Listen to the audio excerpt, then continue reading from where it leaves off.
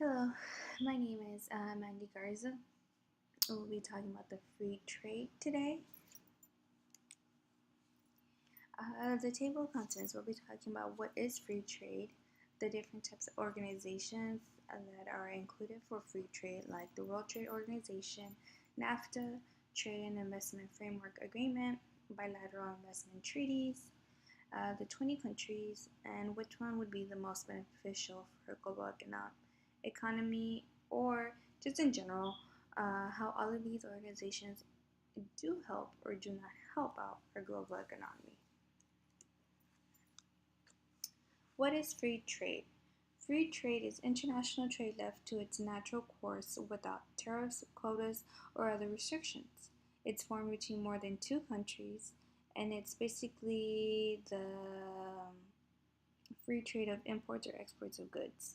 The pros of it is companies are comparative advantages, generating currency, opening up markets. The cons are increased unemployment, stagnating wages, and distribution of wealth.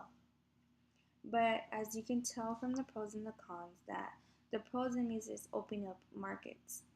And in a sense, even though it helps generate employment for a lot of people, at the same time, it can be a con because it decreases the unemployment. Because eventually, companies see that the manufacturing can be done at another country for a cheaper price. So, this is where the unemployment rises because corporations or companies tend to move it to a foreign country.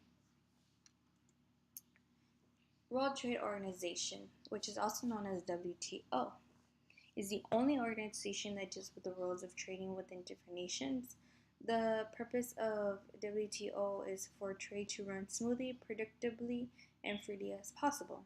It has 160 members, 98% of world trade, and over 20 countries go through WTO. One of these countries, of course, is the US. The World Trade Organization has been around for years, and it's one of the main organizations that has helped with the free trade because it helps establish some sort of rules and regulations that nations, whether it be US, Canada, Mexico, have to follow in order to get import or exported goods in and out of countries. This one I would say would be the most important one because it gives you the guidelines straight out and straightforward on how it's supposed to be when you're doing any kind of import or export within goods. You also have NAFTA. NAFTA is a North American Free Trade Agreement. This treatment is between the US and Canada. It's the rules of origin, has custom procedures, it's agriculture and sanitary measures, government procedures, and much more. This agreement is between the US, Canada, and Mexico. It's one of the most familiar ones for the US. There's also Trade and Investment Framework Agreement, which is TIFA. It's the framework and principles for trade and investment between the United States and other nations. They meet once a year at a senior level of government. The United States meets with nations to discuss development, trade, and investment interests. And there are several different TIFA depending the country you are dealing with. So for example, if you're dealing with the US, of course you're going to have the Trade and Investment Framework Agreement. And usually, obviously, what it states here that the United States meet with different nations depending what kind of import or export goods is trying to come into the US, and they'll discuss the development of that good or the trade of it and the investment interest of it. But if you're dealing with another country, not necessarily those topics are going to be discussed. There can always be different ones to be discussed, but for the majority of the time, at least when you're dealing with the US, these are the types of discussions you would be having. There's another one called bilateral investment treaties. This is terms and agreements for private investments, foreign direct investments, which is the FDI, and established through trade pacts.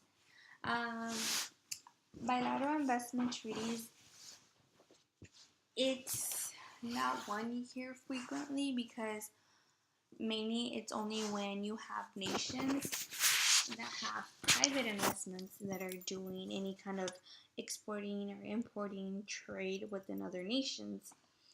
So this one would just fall under the corporations who follow under the category of private. But still, it's good to know about it because even though there are open corporations that are publicly owned, you also have those private ones, and you have to know what kind of treaties those, well, not treaties, but the terms and agreements that those corporations would need to follow. There are several agreements with over 20 countries. U.S. has several and different agreements within the free trade agreement with about 20 countries. They all vary around the world, but here are a few to demonstrate who is allied with the U.S.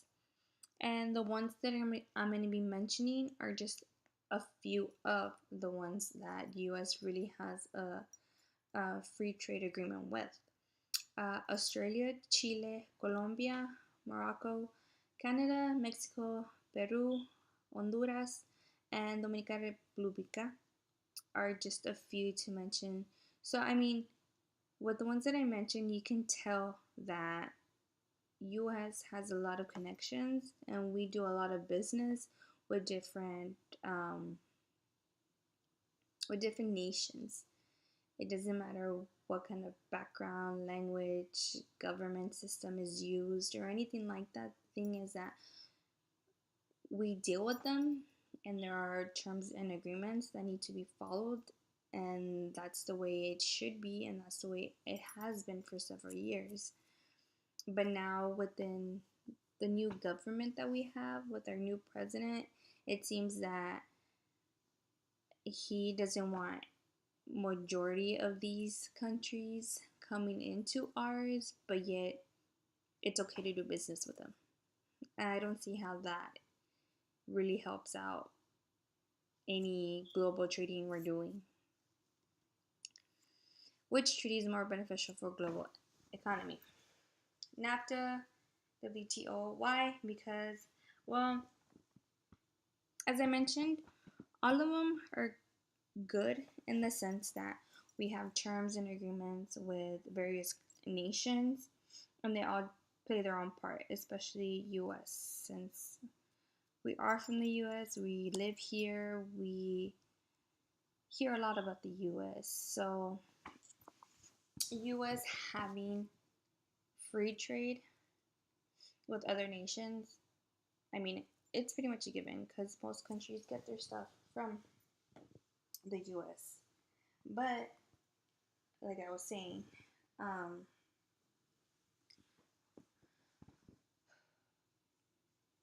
all organizations and all treaties and all agreements are beneficial for the global economy. Really, if you think about it. Yeah, I listed NAFTA and WTO as the main organizations, and the reason being because WTO is a World Trade Organization, and they deal with all nations. No matter what, you have to follow those basic agreements and terms in order to get what needs to be given from exported to imported goods from one nation to another, one country to the other. The point is, there are terms and regulations that need to be followed by every nation, and I think that's why WTO has been set for them to do that. But whether it be the WTO or the NFTA or the bilateral or any other ones that I mentioned, they're all beneficial for the global economy because one way or another, they're still helping out their nation and other nations evolve and create new things and explore new things. So it doesn't matter if, oh, I just think that two of them are good or not. In general, all of them are good for the global economy. But if you really want to break it down and get to it, then, well, the ones that I think are more beneficial for the global are the NFTA and WTO. The NFTA may sound more like I'm being one-sided because I'm talking about the North American Free Trade Agreement. But I mean, we live in the US, so yeah, call me a little one-sided, but NFTA is one of the beneficials for the global economy, especially since more than 50% of the import and export of goods are being transported through the US and out through the US. So, in conclusion, all of them are beneficial. Don't get me wrong, all of them are. But these two specifically, I think, are more beneficial for the global economy and will continue to be beneficial for the global economy, especially the WTO, because you have to follow those rules and regulations. If you don't, then there's no way an agreement or anything will be coming good out of it. And lastly, I have my references. The end.